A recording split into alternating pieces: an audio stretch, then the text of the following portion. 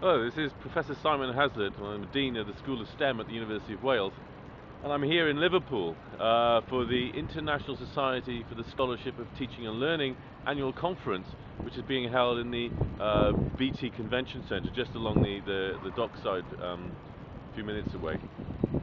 Now, this is the morning of the final day. I only arrived yesterday, but I had a very interesting day. Attending a number of keynotes and sessions, all linked to the conference theme, which is this idea of global and local disciplines and culture in higher education. So it's been a fascinating conference so far. Particularly an interesting keynote yesterday morning by Jude Carroll from Oxford Brookes University, who talked about on behalf of herself and Jeanette Ryan from Monash University in Australia, and they talked about the differences in learning styles between Western and international students, and in particular she concentrated on Chinese students and the way that they learn perhaps more in a Confucian idiom rather than in the Western style. And Jude was pointing out the sort of Western fetish with citation and so on, which I have some issues with, because I believe citation and building on knowledge and accumulation of knowledge is important, and to recognize where ideas come from. But I think she has something as well in terms of the way that we expect Chinese students and other international students to actually learn, and how they convey that learning within assessment and so on. And the issues of copying and plagiarism were discussed there in some detail. So it was a very interesting keynote, and one that prompted me to think about inclusivity of the curriculum. We in the UK, we're talking very much at the moment about inclusive curriculum in terms of disabled students, but really a curriculum should be accessible to any student.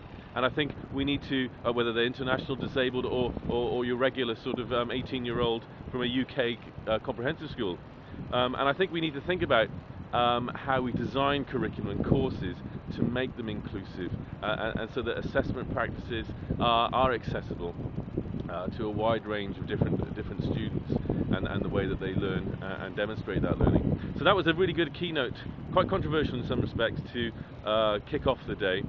And then I went to a series of sessions throughout the day on internationalization and how different universities around the world are dealing with the question of internationalization and integrating international students within their institutions.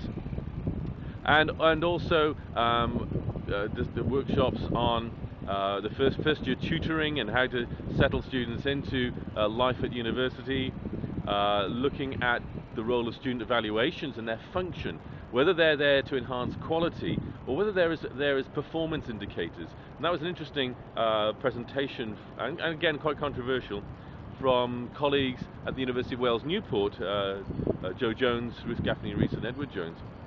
So that stimulated quite a bit of discussion. And also from Sandra Jones from our RMIT in Melbourne, talking about distributed leadership throughout an institution, from the sort of formal leadership positions of vice chancellors and deputy vice chancellors, and how that cascades right down to lecturers who should also be considered to be leaders in some respects. So that was quite interesting, and I guess in my new role at the University of Wales, one of the talks that I wanted to go to and I was very interested by was that of Hayden Blackie at the University of Glamorgan, who talked about Welsh medium provision and how in Wales a number of institutions have got together to provide Welsh medium modules through an online portal. And interestingly, different institutions are collaborating to provide this single provision, and it's the medium of Welsh that has brought these institutions together. And he commented that, you know, for English language provision, it would not actually happen because of competitiveness and institutions wanting to retain the students and the funding that comes with them. So it shows that how a community can grow up that's inter-institutional around a specific theme, and that theme was the Welsh medium. But questions that followed indicated that might also happen with some of the vulnerable